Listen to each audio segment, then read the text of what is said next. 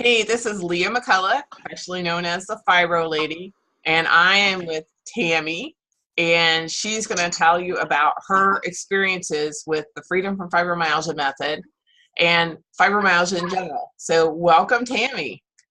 Hi, thank you. It's so nice to have an opportunity to talk about what I've been through. Awesome. So, tell us about your life before fibromyalgia. Before fibromyalgia, I was actually an athlete and I was extremely active. My friends used to not be able to keep up with me. I was the Energizer Bunny, so I was the person that would work all day, sometimes extra shifts, and then at night get done, go to the gym, still want to go out. I was also, as I said, an athlete. I rode race horses for many years and rode all over the tracks in the state of California and some other states as well.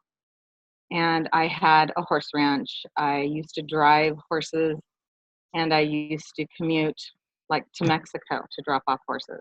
That was my regular activities. Those were just daily things. So I had a really active life.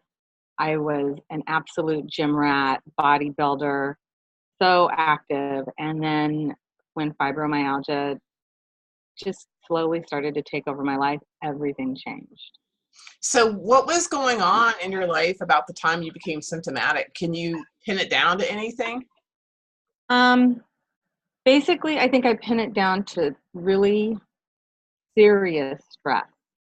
I began to go through some awful stress, long term, um, just really horrible 24-hour a day took over my life stress. And it was stress for my son. I had a little boy, and for myself. And we both ended up in counseling for a long time, but that stress was just, it was not relenting. And that's when I started to become symptomatic. hmm So, tell us about how your symptoms progressed, how bad it got, what happened. So over the years, it started with fatigue. I hmm began to get really tired, and I was never tired, ever. So for me, that was, such a difference in my life. I began to go to the doctor and ask why I was so tired, and they ran different tests, and oh, nothing's wrong with you, it's all in your head. And it just kept getting worse. Then I began to get a lot of pain and weakness. And I originally thought that the pain and the weakness was because maybe I wasn't working out enough. I had been so active and I was so exhausted, I was beginning to curtail my activities. So I started thinking, well, maybe, that's what it is. So I tried to work out harder, thinking that would be better. And the pain began to get worse. And I began to get such severe joint and muscle pain that over the years, the pain stopped me from sleeping. Oh, yeah. So, yeah, so now I'm exhausted, I'm in pain, and now I'm not sleeping. And I tried, vitamins and supplements because I'm a health nut. So I tried vitamins, supplements, everything I could think of, everything I could find, kept going back to the doctor. There's nothing wrong with you. We don't know what's wrong with you. Um, I just went through so many tests and they never could figure it out. And they kept saying, basically, it's all in my head. Work out harder or eat better or just, ignore it. It got so bad that I was not able to stand up on my own any longer. I had to walk with a cane and I couldn't even get out of my car by myself. So that's really hard. Sorry. Yeah. When I think back to that time, it's really scary when you start to lose your mobility. And I had been so active. That was my life, my health and my physical activity. And I went from that to not being able to stand up on my own. So it was really tough. So as bad as it got, I was in bed. I was working from home as much as I could at that time. There were times that I had to work from home for a month. Um, One of the worst symptoms I had was brain fog. And I work with my brain. I have an intellectual um, company now that's my work. So I need to think about what I'm doing and I need to remember things. And that started getting worse and worse as well. So, I ended up being at home, not being able to really go to work. When I was at work, I couldn't do very much. I very, short things, walking around would really do me in. Part of my job, I have to go up on rooftops. I couldn't climb the ladders to get onto the roof any longer. So I was really unable to do my job as well as I wanted, and just, ended up with no life. I mean, I couldn't do anything social. My friends, began to leave, as they do, I think, when you can't spend time with them. And when you Right. are spending time with them, um, you're just not even worth being around. You can't really contribute even to the conversation. My Right. son, over the years, as he was getting older, really became one of the people that I relied on as he, aged into his teenage years. And it was so bad when I would get home, he would know my condition because I didn't even speak English well. I would get so exhausted. I spoke French as a child, and I would lapse back into my French. And it got bad enough that my son actually took French in school and learned some French so that he could understand what I was saying. But when it gets so bad that you can't function any longer and you can't even really communicate with your family, I mean, your life is just over at that point. You really don't have a life. Yeah. That's how bad it got for me. Right. Right. I'm getting a little emotional because very familiar to me, this story, and with my own. So yeah, I really get it. So this video about how you recovered. But before we get into that part, what would have happened, do you think, to you if you hadn't found the Freedom from Fibromyalgia method? You know, it's really hard. I have my son who is an adult now, and I also have a young daughter. And when I think of my life, I think that I don't know how much life I would have had. When I finally found a doctor that said, you have fibromyalgia, she began to outline what my future would look like if I couldn't figure out how to handle this. And going downhill from where I was, how far down could you go? I mean, she was talking about being in a wheelchair, not being able to walk anymore, not being able to do just daily functions. And I thought about my daughter, who was pretty young at the time. How would I care for her? What kind of life would she have? So honestly, for me, I didn't think I was going to live very long. I didn't think that, um, you know, I just didn't see any future. I didn't see any life. And I was really looking at what would I do with my daughter if I wasn't here anymore. So that's where I went with it. Wow. Okay, so it's hard to be like clinical and stuff when, I mean, I'm feeling this. I'm totally feeling this. So I know you had a really good doctor that you did work with. And Yeah, I had not just one, but a whole team of doctors that helped me. right, and you were very fortunate that you had people that actually did help you and believed you, and they did things that were not the normal conventional things, and you were able to do some things that, so before you even met me, you had already started improving, right? Right, right. I already had begun improving somewhat. Yeah, yeah. And then tell us about your experiences with the Freedom from Fibromyalgia method and the coaching. So I had a whole team of doctors that were unconventional, and they pushed me to continue to look for unconventional and alternative therapies to help me at least manage. And that's what they were saying, you need to manage this disease. And they pushed me to continue my research, and they also researched different types of things. So I found you on the internet looking for fibromyalgia things, and um, the idea of recovering from it, because I guess because I was an athlete and because of the doctors I had, it was never the idea of settling for what you have. It was always the idea of getting better. how can you get better? How can you get your life back?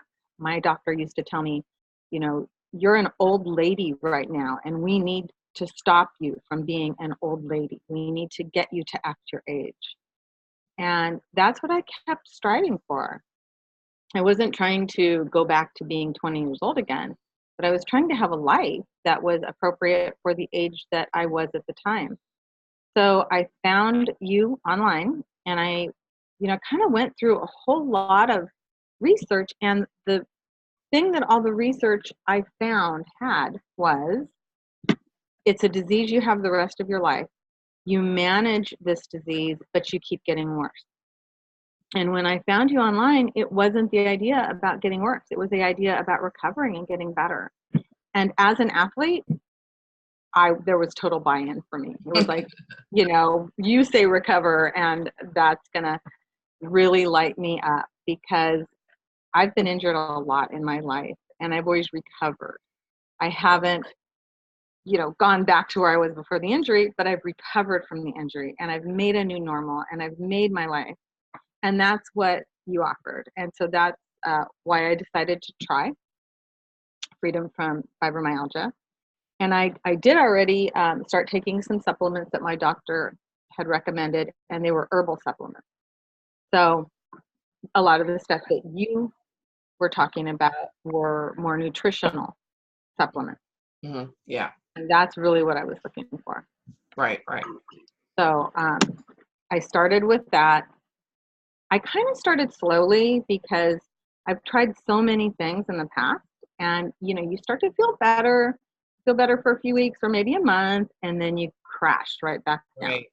Yeah. And so I started kind of slowly with the stuff that you offered, and I thought, well, I'm gonna get it. I'm just gonna try a little bit, make sure that it's something that works for me. But once I started to see a difference, once I began to read your book, and wait, you didn't read me. You started it before you read my book. No, I got it all at the same time. Oh, okay. I got supplements and book at the same time. So I got the book, I got the supplements. I'm messing with you. Yeah, so I hadn't read the book. I was reading you all online, and I ordered everything at once. But one of the things you had in your book was a bone broth. Yeah. And I started with that bone broth, and I started with taking the supplement. But I hadn't done really the full commitment. I just started. But after a couple of weeks, I started feeling better. And when I felt better, that was it. And that's when I just I think I contacted you at the time. I hadn't contacted you up until that point. But that's when I contacted you, and I just went 100% into your program. And yeah, what a difference. It's not a linear, expansion. It's definitely a roller coaster as you get better, but I've done nothing but improve since. I am at a point now I never thought I would be. So, I feel like I have my life back, and I know that's kind of my catchphrase. I wasn't looking to get back to normal. I wasn't looking to have the life I used to have. I just wanted my life back. And I have my life back. And I know I've said this to you in the past, but it's really thanks to you. I wouldn't be here. Well, thank you. You did all the work. But you were my coach. You were my cheerleader. And I think that's a big part of what is so great about your program. It's not just, here's the supplements, here's the stuff, read it on your own, figure it. But you really are everybody's cheerleader, and it's having that person in your corner that helps quite a bit. Yeah. And what's nice about the group, I tell people this, and they are kind of astounded. Is like, it's a fibromyalgia support group. We're focused on recovery, and we have a lot of fun in the group. Would you agree with that? That's absolutely true. And you learn things from other people in the group, and you can see where other people are, and maybe they're not where you are, so you have a tidbit for them. Mm-hmm. But there's been a lot of people in the group that have really helped me by also providing that accountability. When things get bad, here are little tidbits, pieces of advice to keep you going. because it really isn't this linear thing where you start taking supplements and, the heavens open up and you're amazing. What I found going through it is that other things would come up. So as I got better, it created space in my life to deal with some other things, like sugar addiction. I was really, addicted to the sugar. I couldn't get off of it. But once I started to get better, it gave me an opening in my life to deal with that sugar addiction and to get off of that. And then, you keep going on and you keep eating better and better as you feel better. And then I finally got to that place where I really wanted to work out. My energy level got high enough and for me, that's the holy grail.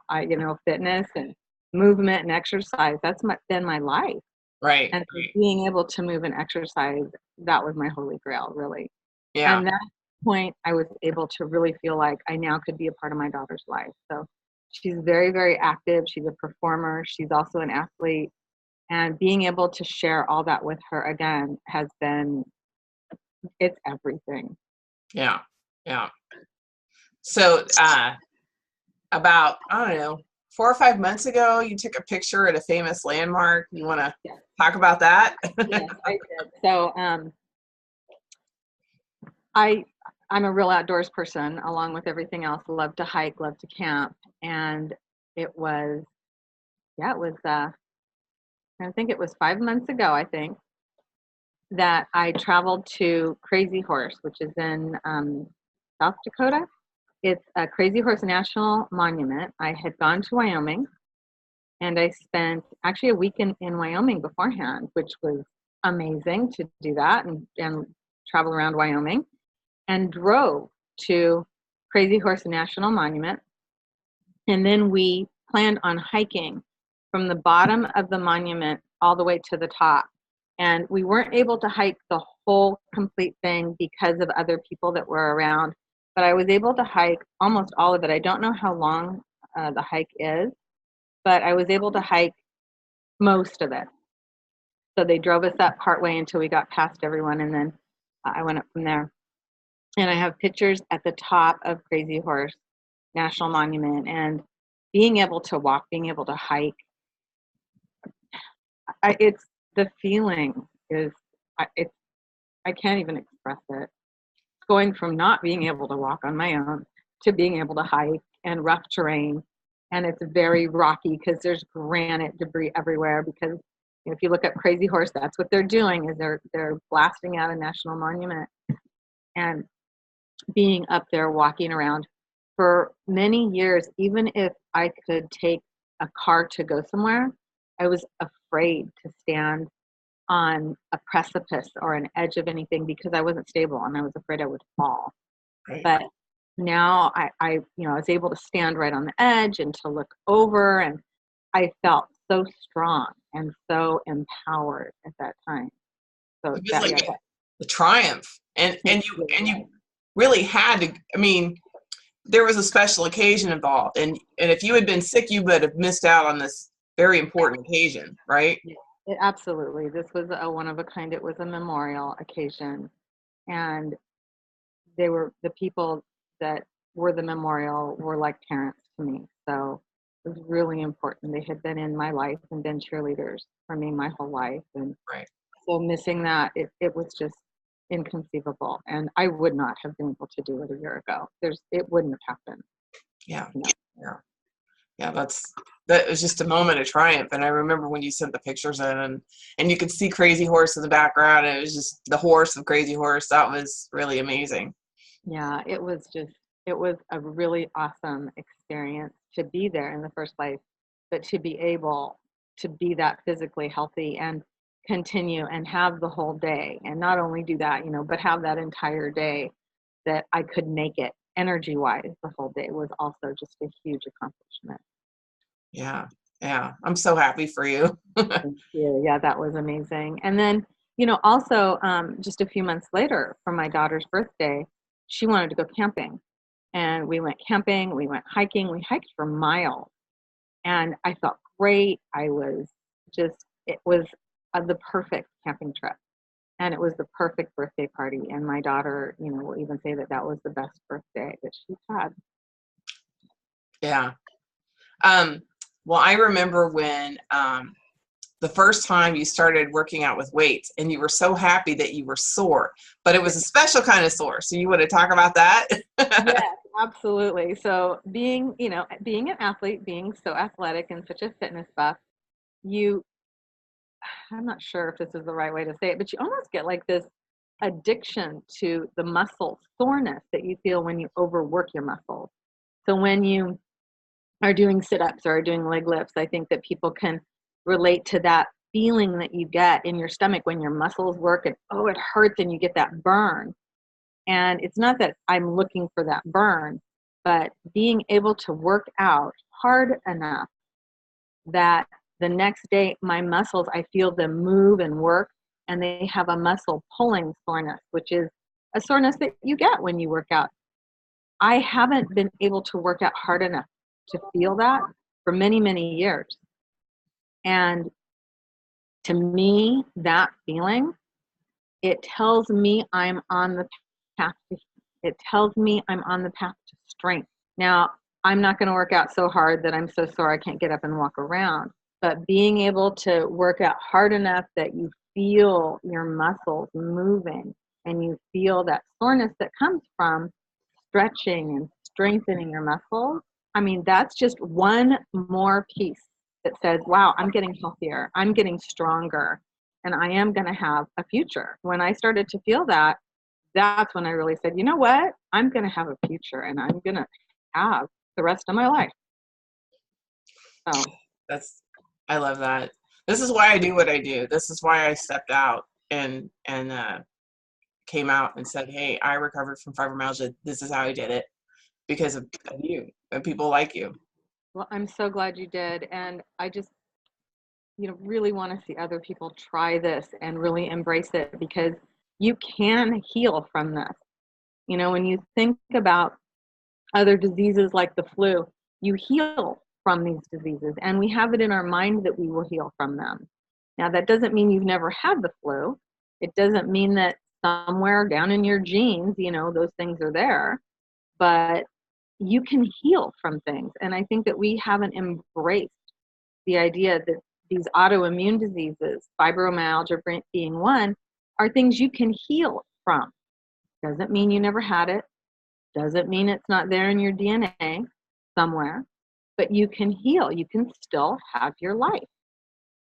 Right, right.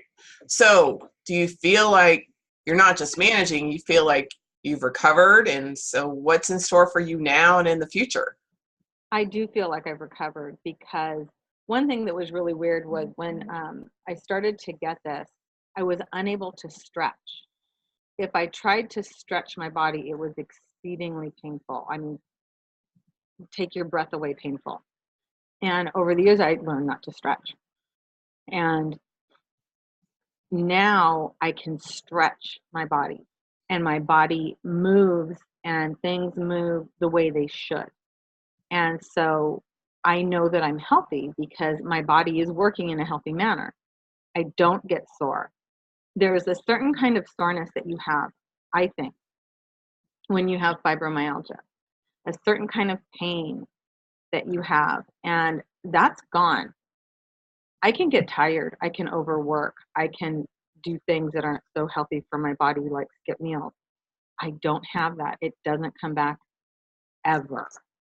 And like I said, doesn't mean if, you know, if I overwork or something, I'm not going to feel it, but it's a different kind of pain. So I feel like I have completely recovered from fibromyalgia. That seems to be gone. And I don't anticipate that it would come back for any reason. Um, and since it's not there, I have the strength to make plans, which I never had before. So for me, you know, I am looking at having a future. My daughter and I are looking at moving to another state. Um, we want to move into a place where we have a lot more space, a lot more room. We're horse people. So we want to go ride our horses and spend time in parks. My plan is I'm going to buy an RV and we're going to travel the country, her and I, and until she gets old enough she doesn't want to be with her mom anymore. And we are going to enjoy, our life and be active and hike and ride and camp and really enjoy all those things that we love to do so much. I would not have even thought about doing this. I mean, my life, if I was still on the planet, was sitting in a recliner watching TV. That was what I was relegated to. So to go from that to really looking forward and having a life, and I'm looking at community, and I'm looking at doing things in the community, which I could never do before because I couldn't commit to anything. Right. I never knew if I was going to be okay or not. And it changes from moment to moment. So being able to do all of that, having that future, looking at having relationships, friendships, being a part of my son's life. My son is not here. He is on the East Coast, and we've been traveling back and forth to see him. And he actually, he is in the military.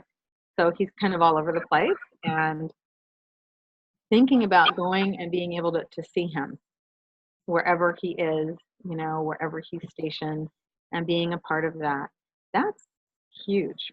Going through airports, which going through airports and living that life is interesting and can be difficult. And with fibromyalgia, impossible. Absolutely impossible. But now I have learned, and now I navigate that, and I plan on just traveling a whole lot more. Awesome. Well, that's beautiful, really. I mean, you have the means and you have the capability, and why not? Yeah, that's awesome. Yeah. Absolutely. And I have to say, because one thing you just mentioned is I have the means to do this, but one thing that was difficult for me is a lot of these things that people offer are very, very expensive. And your program is not. You can make changes, whatever, one change, two change, you can do the whole program. It's still not expensive. These are things that everyone can do, regardless of whatever means they have. Right. And that was also one of those things that, for me, created a lot of buy-in, because I wasn't looking at a program that was going to cost me thousands of dollars every month, and I was going to have to stay on this. This is real life. Yeah. I have a real life on this program, and it's a real life that I can do anywhere in the world. I don't need all of these, thousands of dollars of specialty items in order to make this work. This is real life. Right. And what you have done in the program that you have created is one that everyone can do. And we don't have to be face to face to do it either. No, absolutely not. Yeah. You and I are not face to face. Yeah. Wow, I appreciate you saying that and pointing that out, because a lot of people may not realize that, and that might be the thing holding them back. So I appreciate you saying that. Yeah, and that is one thing I really hope that people realize, that it's doable. It's something you integrate into your life and integrate into your family. It isn't something that completely takes over your life. So 24/7, all you're focused on is this program. Instead, it just becomes part of your life. That's awesome. Well, do you have any parting words? You want to say anything to the folks who are going to be seeing this interview? The one thing that I want to say and I want to bring up is that help comes in strange places, and you need to accept help wherever it comes at you. And your life can completely be different if you just open up yourself, allow people and animals and whatever to help you, and just try it, because you don't have to make this huge commitment. Make one change. Pick one thing from the program and make the one change. I mentioned bone broth, huge for me. The supplement, huge for me. Pick just one thing, give it a try, and see how your life changes, and then build on that change. Because if I can do it with my life, anybody can do it. Oh, that's awesome. Well, thank you from the bottom of my heart, Tami. And I'm going to sign off on this recording now. So I can't end it any better. You're welcome. All right. You're a godsend, Leah. Thank you. Thanks. All right.